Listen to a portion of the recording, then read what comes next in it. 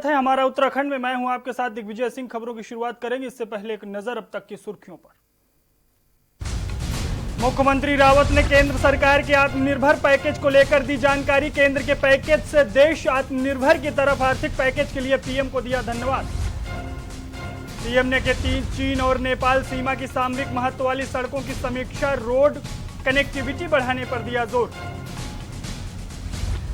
डोईवाला में एसडीआरएफ ने कोविड अस्पतालों में बांटे मास्क। अस्पतालों को पीपीई और गद्दे कंबल किए भेंट। कोरोना वॉरियर्स का हुआ सम्मान।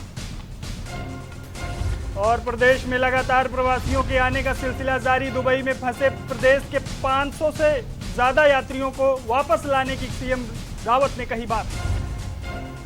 सितारगंज में चीनी सामान का विरोध करेगी पंजाबी महासभा। महासभा ने सामान का उपयोग न करने का किया आह्वान। और उत्तराखंड में बढ़े कोरोना के केस। मंगलवार को उत्तराखंड में 69 नए संक्रमित मिले। 3200 के पार पहुंची मरीजों की संख्या। आप देख रहे हैं के न्यूज, खबरों का सारथी। रुक करते हैं खबरों की ओर। मुख्यमंत्री त्रिवेंद्र सिंह रावत ने केंद्र सरकार के आत्मनिर्भर पैकेज को लेकर जानकारी दी है।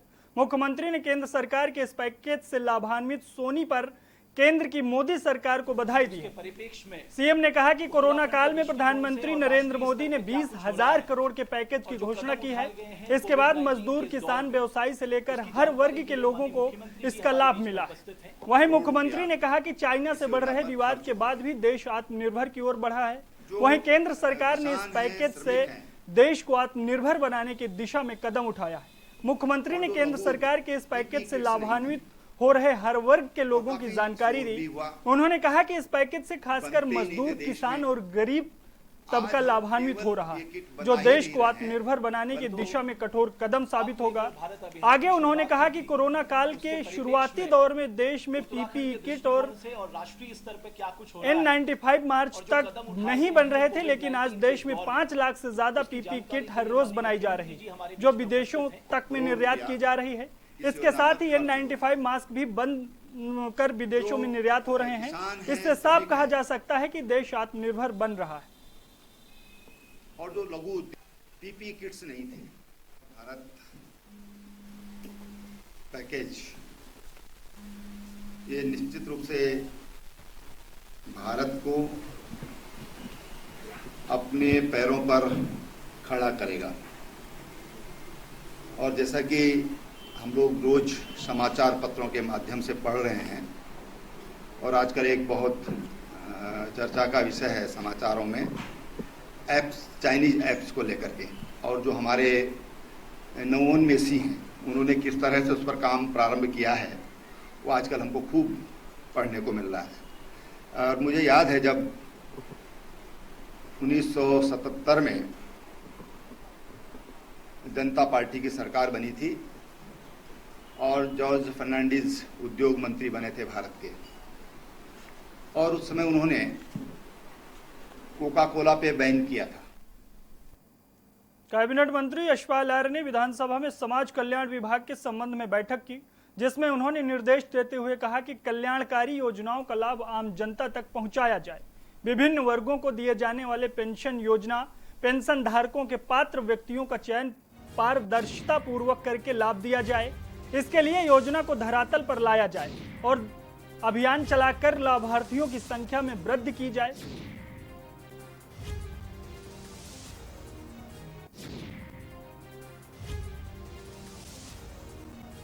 देखिए, निश्चित रूप से तेजी भी दिखाई दे रही है और इसमें ईमानदारी भी दिखाई दे रही है। और जो उच्च न्यायालय के, माननीय उच्च न्यायालय के जो निर्देश हैं उसका भी हमने पालन किया है, और अभी भी गिरफ्तारियां हो रही हैं। ऐसा नहीं है कि हमने अभी जो लोग इसमें सम्मिलित थे, संदिग्ध पाए गए हैं, उनके खिलाफ भी हमने कार्रवाई के निर्देश दिए थे। उसमें हमारे सचिव की तरफ से भी इसमें कार्रवाई की गई है। उन लोगों के खिलाफ प्राथमिकी दर्ज की गई है, उन्हें गिरफ्तार भी किया, अरेस्ट भी किया गया। खबर डोईवाला से है, जहां कांग्रेस कार्यकर्ताओं ने मुख्य सड़क में पानी भराव की समस्या को लेकर अधिकारियों और सरकार का ध्यान केंद्रित करने के मकसद से मुख्य ग्रामीण सड़क मार्ग पर धान की रोपाई कर विभाग को आईना दिखाया है।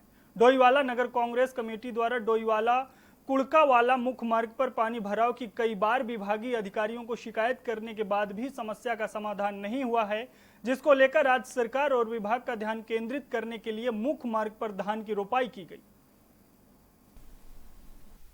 हम एक मुख्य विपक्षी दल हैं और बड़े अफसोस की बात है कि ये माननीय मुख्यमंत्री जी का विधानसभा क्षेत्र है, तो माननीय मुख्यमंत्री जी को यहाँ पे, और मुझे तो एक ये कहते हुए बड़ा दुख हो रहा है कि उनका यहाँ पे एक कार्यालय भी खुला हुआ है डोईवाला में, तो वहाँ पे कौन बैठ रहा है मुझे ये समझ नहीं आ रहा है। उनको संज्ञान लेना चाहिए था।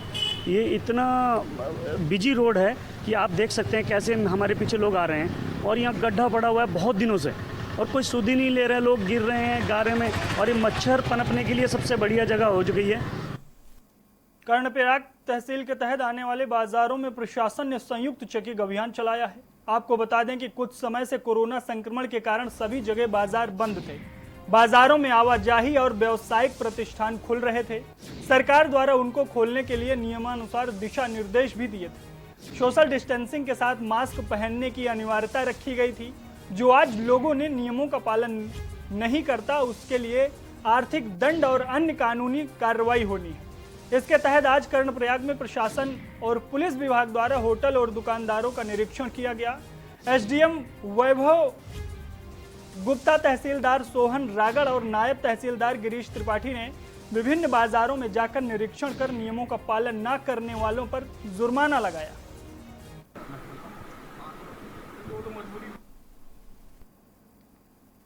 कोविड-19 के संक्रमण को देखते हुए आज कर्णप्रयाग क्षेत्र में प्रशासन, पुलिस और नगर पालिका की टीम द्वारा संयुक्त अभियान चलाया जा रहा है और शासन द्वारा जो निर्देश प्राप्त हैं उसके अनुसार होटल, रेस्टोरेंट आदि का संचालन किया जा रहा है। ये भी सुनिश्चित किया गया है सभी होटलों में जहाँ पर ग्लव्स, मास्क, सैनिटाइजर की पर्याप्त व्यवस्था नहीं, उनका चालान किया जा रहा है और पब्लिक प्लेस पर भी जो लोग बिना मास्क के घूम रहे हैं उनके ऊपर भी चालानी कार्रवाई की गई। खबर डोईवाला से है, जहां एसडीआरएफ उत्तराखंड पुलिस ने कोरोना वॉरियर्स को सम्मानित किए जाने की प्रक्रिया शुरू कर दी है, जिसके चलते आज राज्य आपदा प्रतिवादन बल उत्तराखंड ने अस्पतालों के द्वारा कोरोना की चुनौती के खिलाफ किए गए उत्कृष्ट कार्यों को सम्मान देते हुए N95 मास्क और PPE के अतिरिक्त आगामी डेंगू सीजन को देखते हुए अतिरिक्त बिस्तरों, गद्दे और तकिया कंबल बांटे।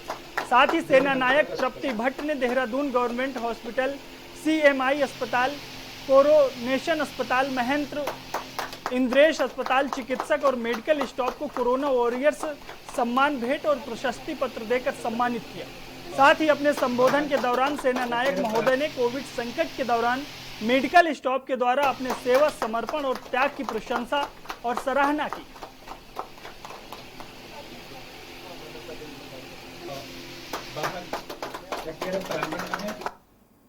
आज विश्व के सबसे बड़े छात्र संगठन कहे जाने वाले अखिल भारतीय विद्यार्थी परिषद के 72वें स्थापना दिवस के मौके पर अखिल भारतीय विद्यार्थी परिषद सितारगंज इकाई द्वारा प्रदेश कार्यकारिणी सदस्य और छात्र संघ सचिव देवेश कुमार और जिला सह संयोजक हरजीत कंबोज की अगुवाई में कार्यक्रमों का आयोजन किया गया, जिसमें सर्वप्रथम संपूर्ण नगर इकाई द्वारा राजकीय महाविद्यालय सितारगंज में ध्वजारोहण कर राष्ट्रगान किया गया।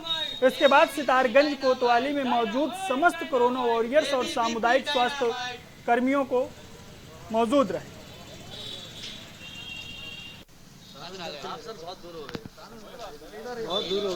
अखिल भारतीय विद्यार्थी परिषद का 72वां स्थापना दिवस है। इस उपलक्ष्य में अखिल भारतीय विद्यार्थी परिषद सितारगंज की नगर इकाई ने सर्वप्रथम राजकीय महाविद्यालय सितारगंज में जाके ध्वजारोपण किया और राष्ट्रगान किया। वह तत्पश्चात अखिल भारतीय विद्यार्थी परिषद की कार्यकारिणी 4 लोगों की कार्यकारिणी गठित की गई, जिसमें 4 लोगों ने इस वैश्विक महामारी के चलते कोरोना वॉरियर्स को सम्मान करने का कार्य किया। सीमांत क्षेत्र खटीमा नगर के इंठा नाले में युवक एक दिन पहले उफनाए नाले में बारिश के कारण डूब गया था, जिसको लेकर लगातार गोताखोरों ने पूरे दिन उफनाए बरसाती नाले में खोजबीन की थी, जिसके बाद 3 दिन बीत जाने के बाद नाले में पानी का जल स्तर कम होने पर वहीं के युवकों को नाले में के किनारे घर से 200 मीटर की दूरी पर शव मृत अवस्था में, जिसको देखकर भीड़ का जमावड़ा लग गया। वहीं मौके पर पहुंची पुलिस प्रशासन ने शव को कब्जे में लेकर पंचनामा कर पोस्टमार्टम के लिए भेज दिया। जरा बसना 10 बजे पता नहीं क्या। अरे हट जाओ थोड़ा। और तो भैया मास्क तो पहन लो। आज वो उसकी डेड बॉडी, क्योंकि वैसे कल जल पुलिस वगैरह भी काफ़ी खोजबीन में लगी थी और काफ़ी आगे तक नाले में हम लोगों ने चलाया था, लेकिन आज उसकी जो बॉडी है वो घर से ही जहाँ पे डूबा था उसमें से लगभग 50 मीटर आगे जाके उसकी बॉडी। रुड़की की भगवानपुर पुलिस को बड़ी कामयाबी मिली है। पुलिस के द्वारा सीओ मंगलौर की अगुवाई में नशे के कारोबारियों को स्मैक के साथ गिरफ्तार किया गया है, जिसमें पुलिस के हाथ 2 माफिया लगे हैं तो वहीं एक फरार होने में कामयाब रहा। पुलिस ने आरोपियों के पास से एक मोटरसाइकिल भी बरामद की है। पकड़े गए आरोपियों का आपराधिक इतिहास भी बताया जा रहा है। आपको बता दें कि एसएसपी हरिद्वार के सख्त निर्देश के बाद लगातार पूरे जनपद में पुलिस टीम नशे के खिलाफ अभियान चला रही है। इसी कड़ी में सीओ मंगलौर के द्वारा अपने मानतत्वों को सख्त निर्देश नशा कारोबारियों पर लगाने के लिए दिए गए थे, जिसमें खुद सीओ ने कमान संभालते हुए भगवानपुर से 2 नशे के कारोबारियों को गिरफ्तार करने का काम किया है, जिनके पास 120 ग्राम स्मैक बरामद की गई है, जिसकी बाजार में कीमत करीब 8 लाख रुपए बताई जा रही है।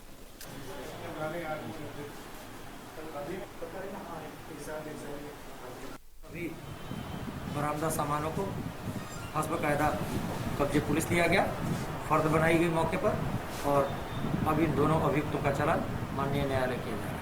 कोई पिछला अपराधी है इस संबंध में सभी सरहदी थानों और जनपदों से उनके आपराधिक इतिहास के बारे में जानकारी की जा रही है, लेकिन ये जानकारी प्राप्त हुई है कि जो वांछित अभियुक्त मुकर्रम है वो पिछले कुछ समय से उक्त अपराध में और उक्त कारोबार में शामिल है। सितारगंज में उच्च अधिकारियों के आदेशानुसार चलाए जा रहे नशे के खिलाफ अभियान के तहत सरकड़ा चौकी इंचार्ज रविंदर सिंह ने चेकिंग के दौरान नखटपुरा चौराहे पर एक शराब तस्कर को धर दबोचा। आरोपी बलबीर सिंह कथूलिया नानक मत्ता के निवासी हैं, जिनके कब्जे से पुलिस ने 60 पाउच कच्ची शराब बरामद की है। पुलिस ने आरोपी को हिरासत में लेकर आबकारी अधिनियम के तहत मुकदमा दर्ज कर आरोपी को अदालत में पेश किया।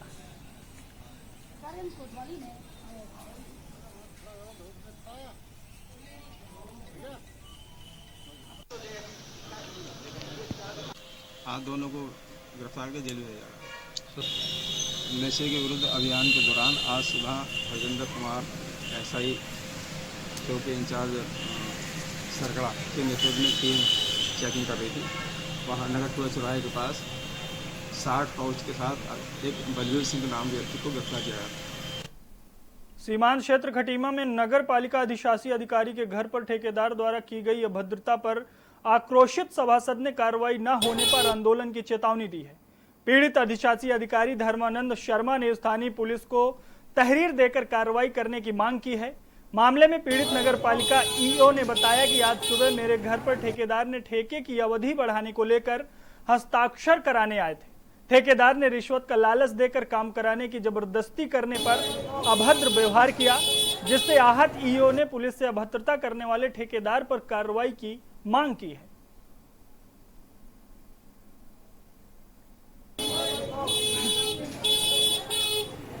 की तरफ से एक तारीफ प्राप्त हुई है। प्रकाश ठेकेदार और एक बाबूदीन सभासद मतलब पूर्व सभासद है, उनकी लोग तारीफ आई है, जिसमें जांच अभी प्रचलित है। जांच के बाद आवश्यक कार्रवाई अमल में लाई जाएगी। सितारगंज में गलवान घाटी में चीनी सैनिकों द्वारा भारतीय सुरक्षा बलों पर किए गए कायरतापूर्ण हमले के विरोध में स्वर अब चारों तरफ उठने शुरू हो गए। इसी के चलते आज उत्तरांचल पंजाबी महासभा की स्थानीय इकाई के पदाधिकारियों ने भी चीन द्वारा निर्मित सामान का उपयोग न करने का आह्वान किया। नगर के रामलीला मैदान में आयोजित कार्यक्रम में अध्यक्ष मनोज धाम, विजय सलूजा उपाध्यक्ष ने कहा कि चीनी कंपनियां हर साल भारतीय बाजारों में अपने उत्पाद बेचकर लाखों करोड़ों का व्यापार करती हैं और बदले में चीनी सेना भारतीयों को ही आज दिखा रही है। महामंत्री राजकुमार सिडाना ने कहा कि अगर हम सीमा पर जाकर युद्ध नहीं कर सकते, लेकिन बाजारों में चीनी सामान की बिक्री और उपयोग पर रोक जरूर लगा सकते हैं।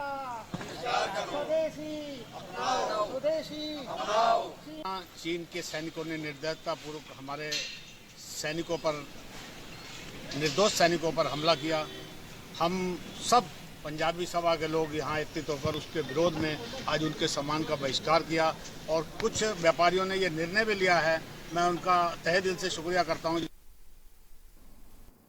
2021 में होने वाले महाकुंभ को लेकर उत्तराखंड सरकार ने बड़े स्तर पर तैयारियां शुरू कर दी हैं। हालांकि हरिद्वार में कुंभ को लेकर कई स्थायी और अस्थायी काम होने हैं, जिन्हें पूरा करने के लिए हरिद्वार में काम जारी है। वहीं सीएम रावत ने कहा कि कुंभ को लेकर सरकार की पूरी तैयारी है और कुंभ अपने तय समय पर ही शुरू किया जाएगा। लेकिन कुंभ का स्वरूप क्या होगा, यह फरवरी माह में अखाड़ा परिषद और संतों से राय लेकर फाइनल किया जाएगा। सीएम ने कहा कि क्योंकि कुंभ के बड़े स्तर के स्नान होते हैं और इस पर संतों और अखाड़ों की राय लेना जरूरी है और कुंभ पहले से सभी स्थायी और अस्थायी काम पर पूरे दिए जाएंगे।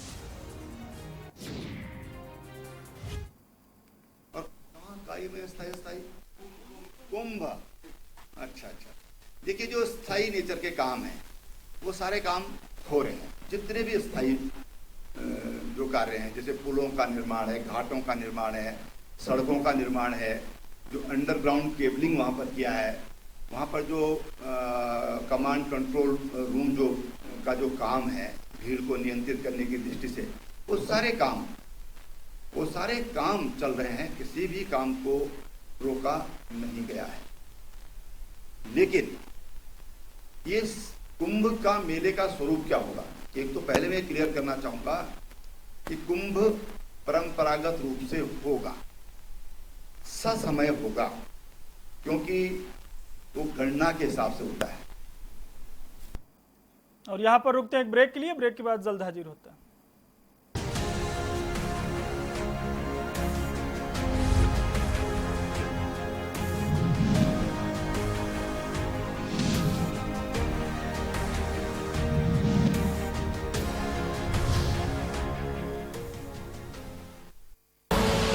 आप देख रहे हैं के न्यूज, खबरों का सारथी। Online classes in CMS for all classes for the session 2020-2021 have restarted on 1st July as per prescribed syllabus, book list and timetable available on www.cmseducation.org. Online classes will continue till government reopens schools.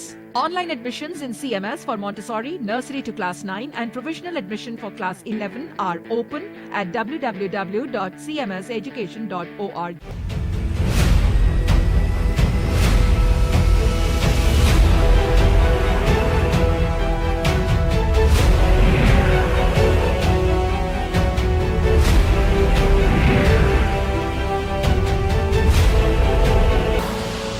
आप देख रहे हैं के news, खबरों का सारथी।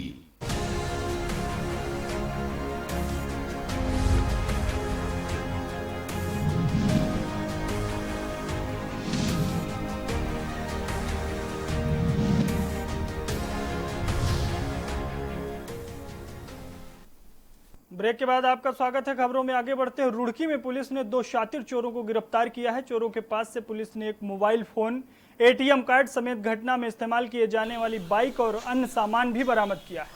पूछताछ में एक चोर का पुराना आपराधिक इतिहास भी है। पुलिस को देखने को मिला एक आरोपी पहले भी कई बार जेल जा चुका।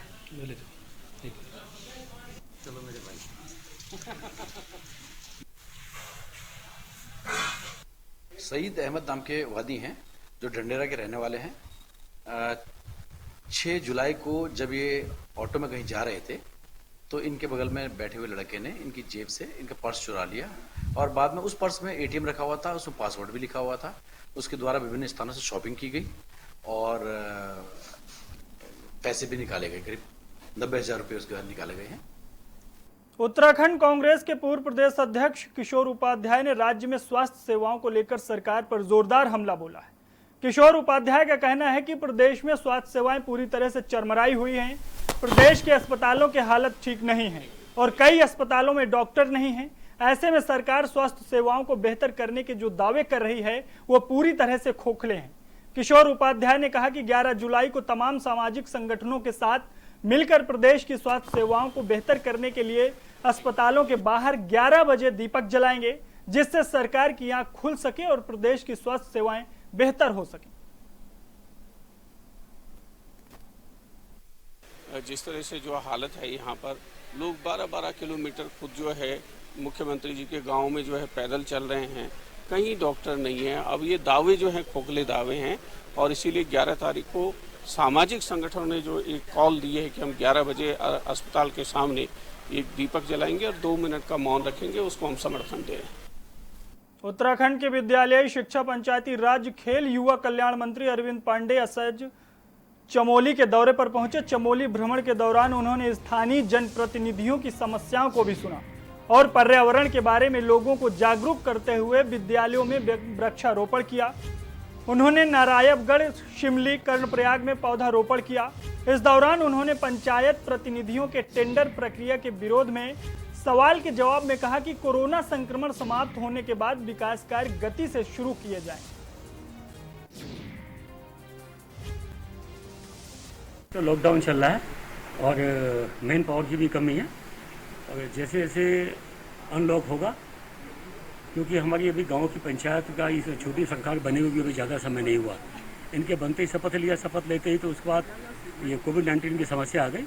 थोड़ा प्रतीक्षा कीजिए और बिल्कुल जो भी नियमों कानूनों के तहत बनता होगा इनकी मदद कीजिए। सब्जी की आसमान छूती महंगाई ने मध्यम वर्ग को एक बार फिर परेशानी में डाल दिया है।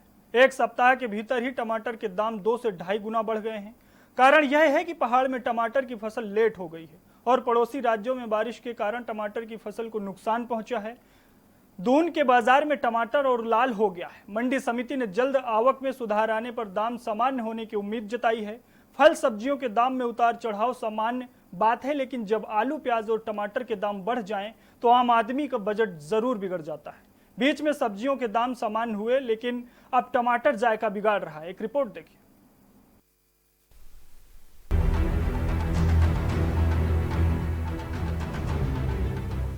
कोरोना संकट के बीच अब सब्जियों के तेवर भी तीखे होने लगे हैं। टमाटर, आलू, हरी सब्जियों के दाम आसमान पर छू रहे हैं। टमाटर जहां 80 से 90 रुपए प्रति किलो बिक रहा है, वहीं आलू के दाम 30 से 40 रुपए प्रति किलो तक पहुंच गए हैं। सब्जियां महंगी होने से लोगों की रसोई का जायका भी बिगड़ने लगा है। सबसे ज्यादा टमाटर के भाव चुभ रहे हैं। लॉकडाउन के दौरान जहां टमाटर 20 रुपए किलो तक बिक रहा था, अब वही टमाटर 80 से 90 रुपए तक के स्तर में पहुंच गया है। सब्जियों के दाम 8 से 10 गुना तक बढ़ने से अब सब्जियां धीरे धीरे थाली से गायब हो रही हैं। साथ ही लोगों का रसोई का बजट भी बिगड़ रहा है। लॉकडाउन में पेट्रोल, डीजल के दामों में बढ़ोतरी को लेकर अभी लोग ठीक ढंग से उभर नहीं पाए थे। अब सब्जियों के भाव ने तेवर दिखाना शुरू कर दिया है। सब्जियों के दाम इस तरह से बढ़ रहे हैं कि लोगों का महीने का बजट भी बिगड़ रहा है। लॉकडाउन में 10 रुपए किलो तक बिका टमाटर 80 से 100 रुपए किलो के बीच में बिक रहा है। टमाटर के भाव से 8 से 10 गुना तक हुई वृद्धि से लोग इसका उपयोग कम करने लगे हैं। मिर्ची, पालक, धनिया सहित अन्य सब्जियों के दाम भी 4 से 5 गुना तक बढ़ गए हैं। लॉकडाउन में बाहर नहीं जा रही थी सब्जियां। लॉकडाउन के समय सब्जियां बाहर जाने से टमाटर, हरी धनिया, भिंडी, करेला, पालक, प्याज, बैगन सहित अन्य सब्जियों के भाव गिरे हुए थे। लेकिन लॉकडाउन खुलने के बाद सब्जियां बाहर जाने से अब इनके दाम आसमान छू रहे हैं। महिलाओं का कहना है कि घर में राशन के लिए बजट बना रखा है, जिसमें सब्जियों के लिए भी अलग बजट रहता है। लेकिन इन दिनों सब्जियों के दाम अधिक होने से पूरे घर का बजट बिगड़ा हुआ है। सब्जियां अब सोच समझकर बजट के अनुसार खरीदी जा रही हैं। आइए एक नजर डालते हैं सब्जियों के दाम पर। टमाटर पहले 10 रुपए किलो बिक रहा था, अब 80 रुपए किलो बिक रहा है। आलू पहले 20 में बिक रहा था और अब 25 रुपए का बिक रहा है। प्याज पहले 20 रुपए में बिक रहा था, अब 25 रुपए किलो बिक रहा है। बैगन पहले 10 रुपए किलो बिक रहा था, अब 30 रुपए किलो बिक रहा है। भिंडी के भाव पहले 15 रुपए किलो थे, अब 30 रुपए किलो पहुंच गए। करेला पहले 15 रुपए किलो बिक रहा था, अब 30 रुपए किलो बिक रहा है। मिर्ची पहले 10 रुपए किलो थी, अब 40 रुपए में पहुंच गई है। पालक पहले 10 रुपए किलो थी, अब 50 में पहुंच गई है। हरी धनिया 50 रुपए में बिक रही थी पहले और अब 200 रुपए में बिक रही है। खीरा पहले 10 रुपए में बिक रहा था, अब 50 रुपए किलो पहुंच गया है। नींबू पहले 30 रुपए किलो बिक रहा था, 50 रुपए किलो पहुंच गया। कोरोना संक्रमण को लेकर पहले से ही परेशान आम जनता को सब्जी की महंगाई ने करारा झटका दिया है। सब्जियों के दाम एक बार फिर से आसमान छू रहे हैं। पेट्रोल, डीजल के दामों में बढ़ोतरी से सब्जियों के दाम आसमान छू रहे हैं। स्पेशल डेस्क, के न्यूज इंडिया।